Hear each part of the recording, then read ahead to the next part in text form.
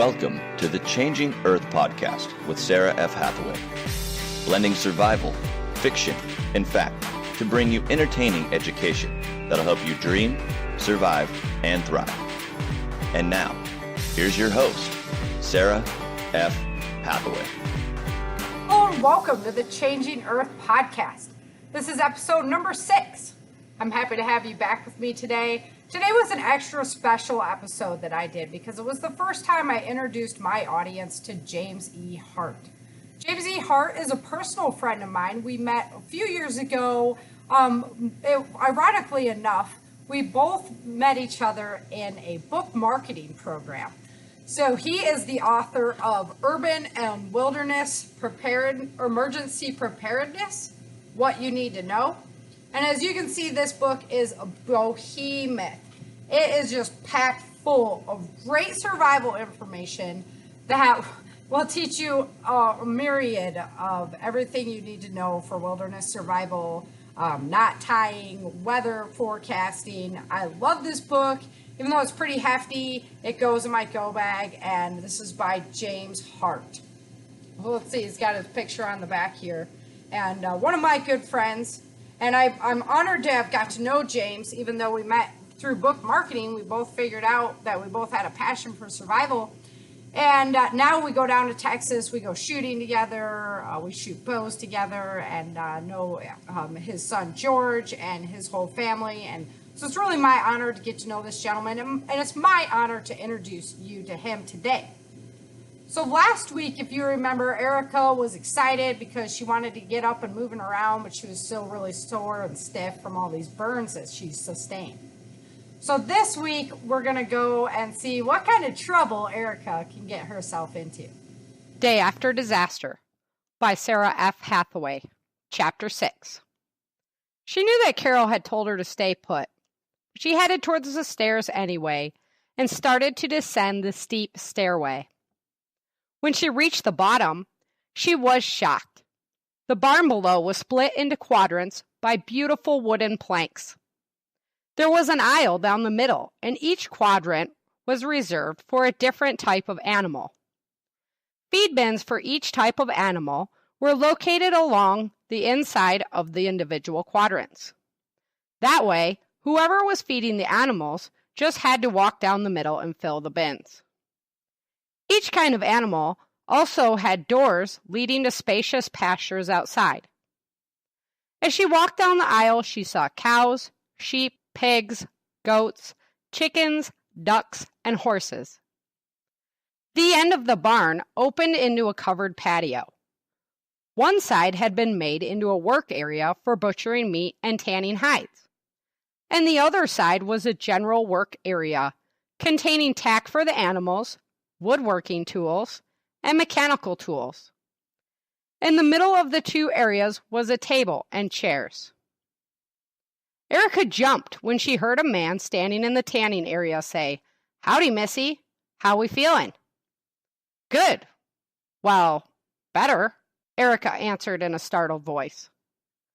The well-statured man stood 6 feet 7 inches from the ground and towered above her. Erica knew by the wrinkles on his face that he was as old as Carol, but that was the only way to tell. His body gleamed in the sun. It was as muscular and strong as he was tall. "My name's Henry Duncan. I'm glad to see you up and about." His voice was deep and boomed when he spoke. "Nice to meet you, Henry. My name is Erica Moore. Sorry to bother you while you're busy, but Carol told me you brought my supplies back here too." "Why, yes, I did. They're right over there by the workbench." "That was quite an ingenious contraption you rigged up there, and that outfit you had on? I didn't even know if you were human when I found you." Henry rumbled with a great chuckle. "It worked, though. By God, it worked, and here you are. I can't wait to hear about your adventure." "And I can't wait to hear about yours," Erica countered slyly. "What's that?" Harold said in a very confused voice. "Carol told me you went to Auburn." "I have to know what you saw because I will have to go that way to get home." Erica was focused on her family and eager to know what she would be up against. "Ah, home. Henry was trying to quickly change the subject. I knew you would want to leave right away. Anyone who could make it out of that mess down there safely must be very determined to get somewhere. That's why I'm out here trying to finish this bull hide. Your shoes were totally destroyed, and your feet are much smaller than my wife's. I'm finishing this so I can make you some moccasins. It's not much, and I hope you're okay with wearing moccasins, but there's nothing else we can do for you, and you are going to need some shoes. Henry was not sure how she would react to the idea of wearing moccasins. It was not really a typical shoe anymore. You're making me moccasins?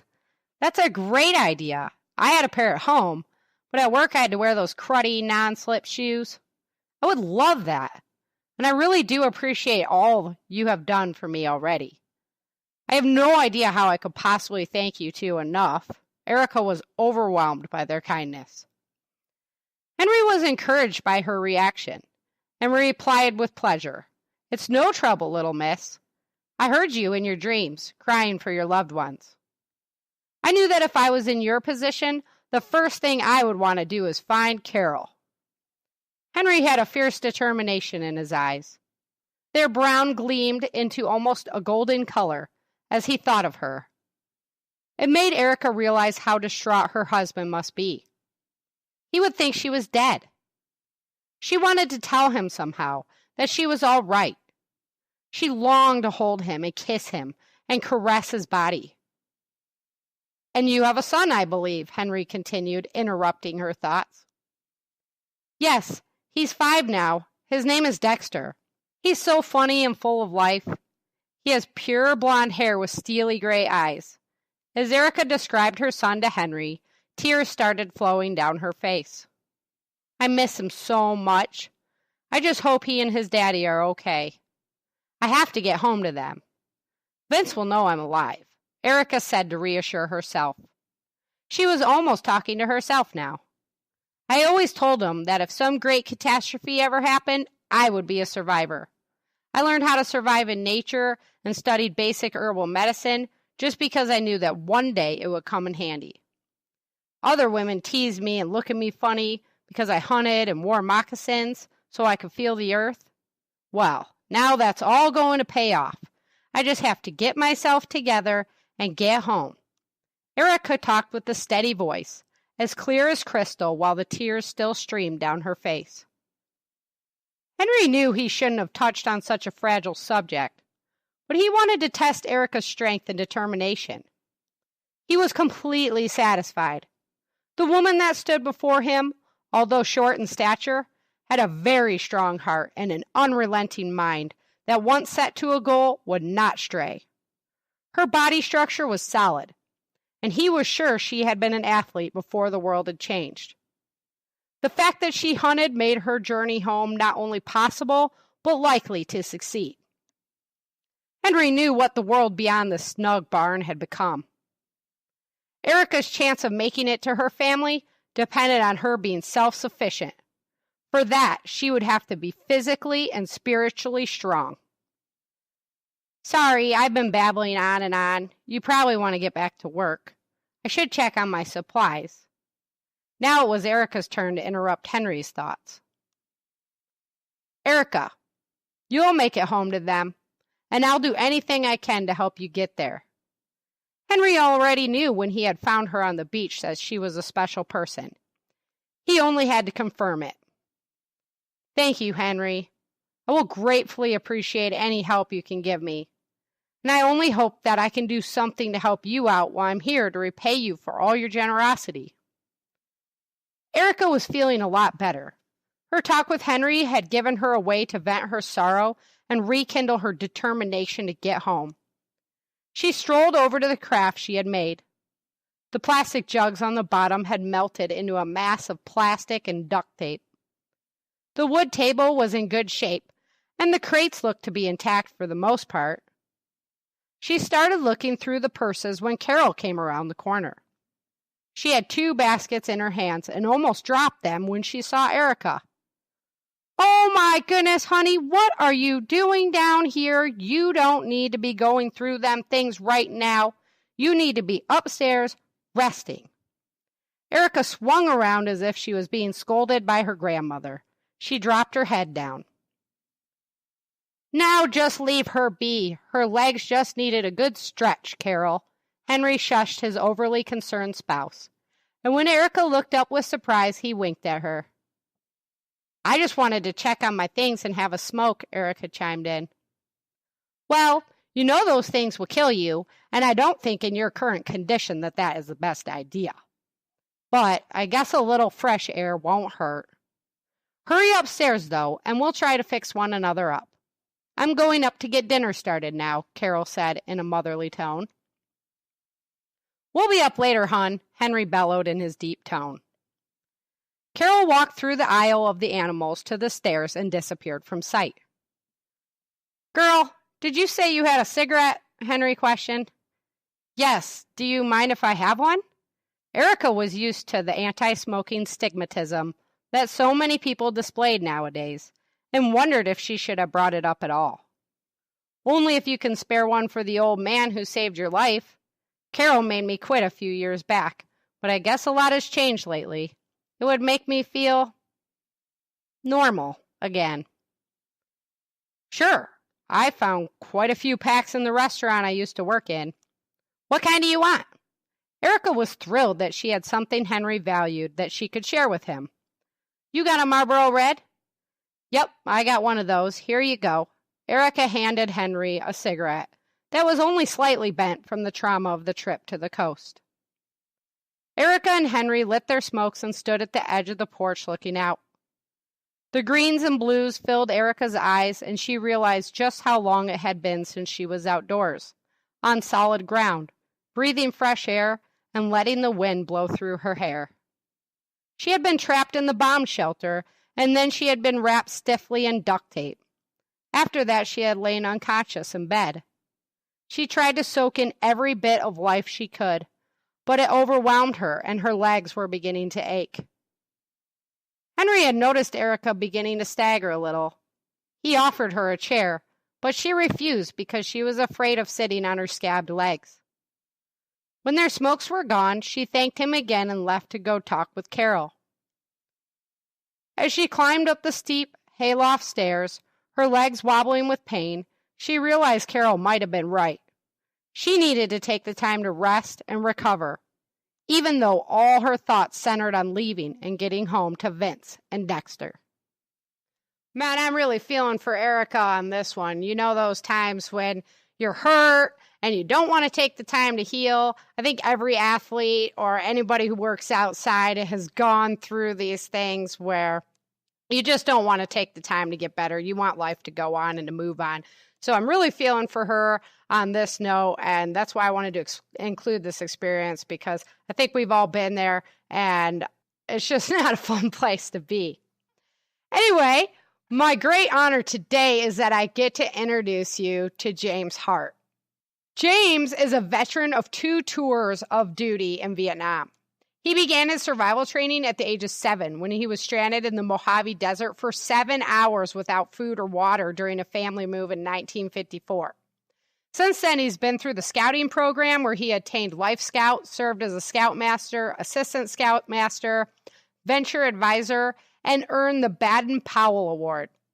An avid outdoorsman, he has winter camped in Utah and northern Quebec, Canada, snowshoed in upstate New York, Utah, and Quebec, and camped in the Mojave Desert of California, the Uinta Mountains of Utah, and the piney woods of East Texas, among numerous other locations.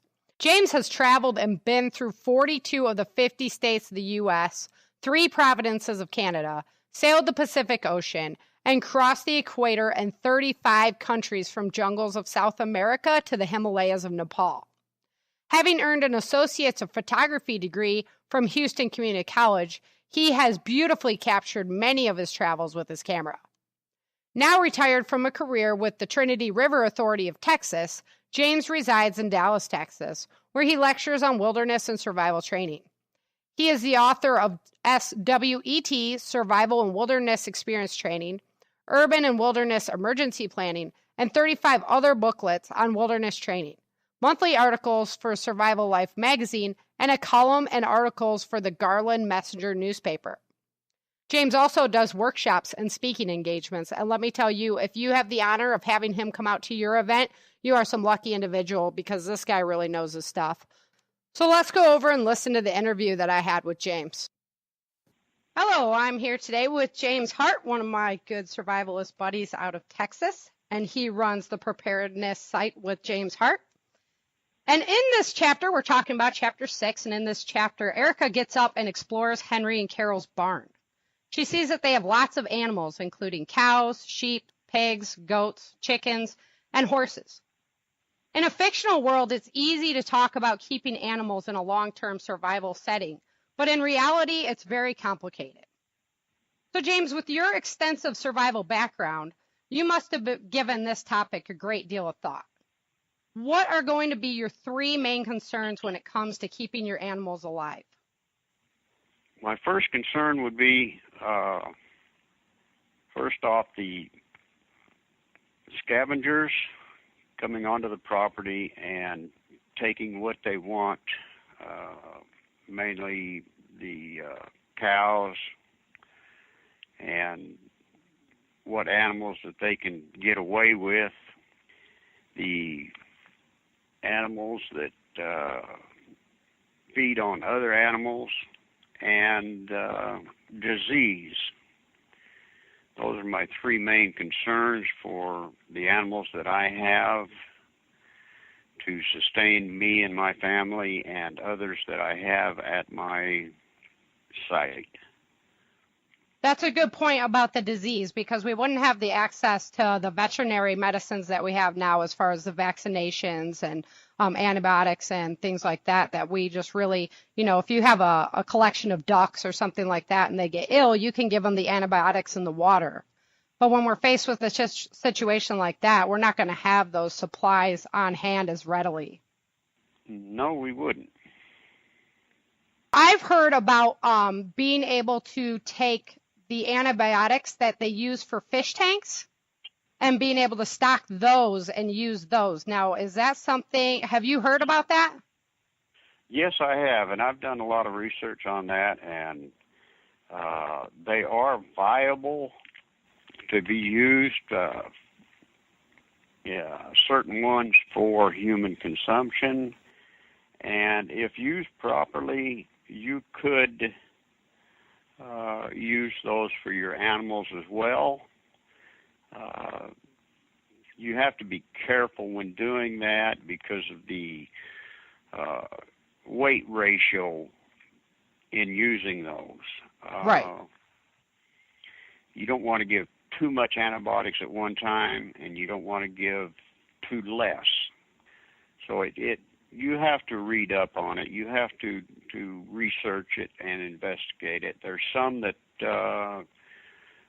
are not, in my thinking, I wouldn't use. Fish mox is one of them that is a viable alternative. I've gotten real friendly with my doctor. I've used this doctor for years and years, and when I go out on my survival training, taking people out, I'm able to go to my doctor and say I'm doing a survival training. I'll have 10, 15 people with me. She will usually give me prescriptions for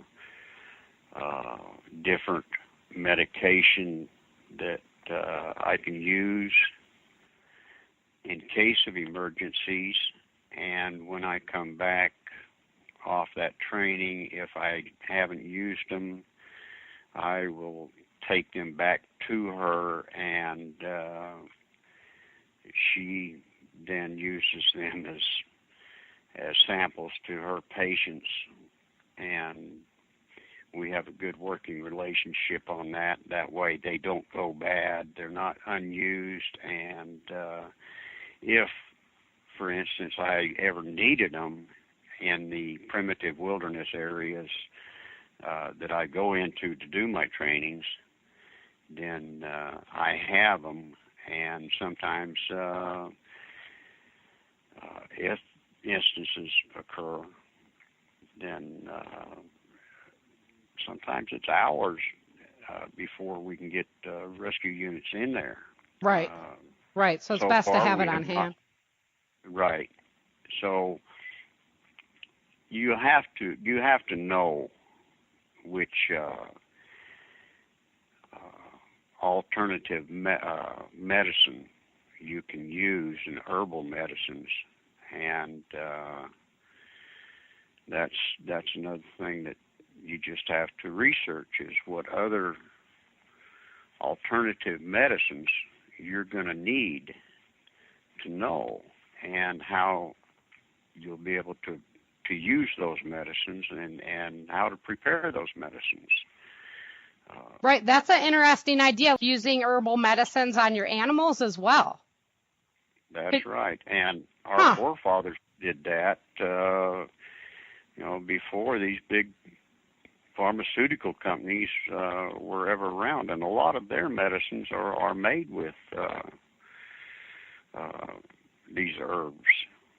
They won't tell you that.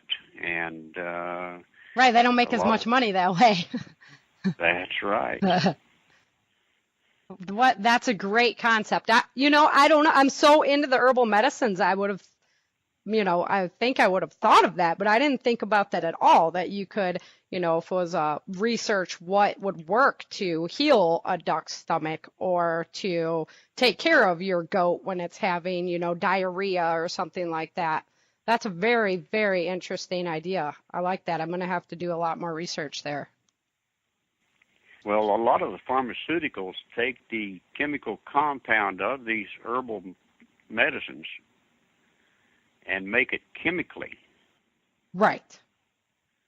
Right. And so all you're doing is taking a chemical compound of the original medicine, of the original herb. Which I have a big problem with, because when they take out the active ingredient out of the herbal medicine, the plant has a lot of natural buffers built into it for our systems, because it's made, naturally. It's made by God.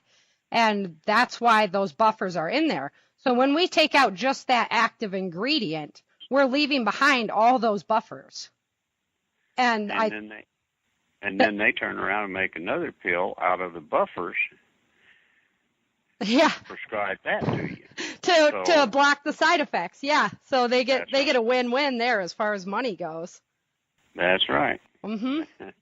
People don't realize that, and people don't stop and think about that end of it. Not at all. But of course, we're not educated to think for ourselves and research for ourselves.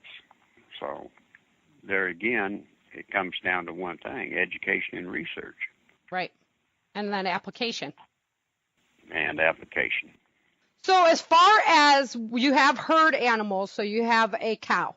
We have a cow. And you need a lot of space for that cow to actually eat.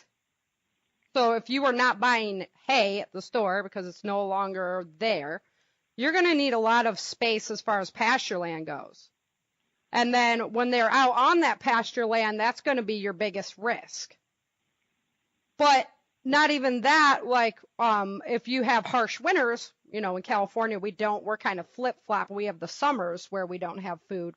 But in the wintertime, you're going to need extra pasture land that they never even touch, so you can harvest that and store that. So we're talking about a lot of land if you were going to, be having like goats, cows, a lot of animals, even your pigs. I mean, what are they eating? Well, keeping them fed is going to be the hardest part you're going to have. And depending on where you live and what the situation is, everything you have is going to have to be free range for the most part. Cows, sheep, goats, pigs, chickens, ducks, geese, all of it. Unfortunately, your chickens, if they're free range, they're not going to lay as many eggs Okay. And you're also going to need room for your own garden. And luckily, your scraps from your garden can be fed to your chickens and ducks and geese, and that will help them. They won't have to free range as much, and it will help in the production of eggs as well. And you can get eggs from all three. Your hogs and pigs, they can eat your table scraps, and they can also eat the scraps from your slaughtered animals. Oh, that's a good point. Yeah, because those pigs, they'll eat everything. They'll eat everything and anything. They'll even eat each other, and they'll eat the piglets. Right. If you don't separate them. Yes, they will. Domesticated pigs will anyway. And even some of the wild pigs will do that. The cows, if you don't feed them well and they don't get enough, they will not produce milk. Okay. So all of that has to come into play, and you'll have to have acreage enough that you can rotate your animals from one pasture to another. Your sheep and goats will eat that down to nothing. So you can't just put them on a pasture and leave them there.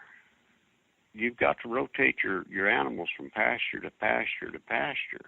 So you'll have to fence off different areas and let it grow back.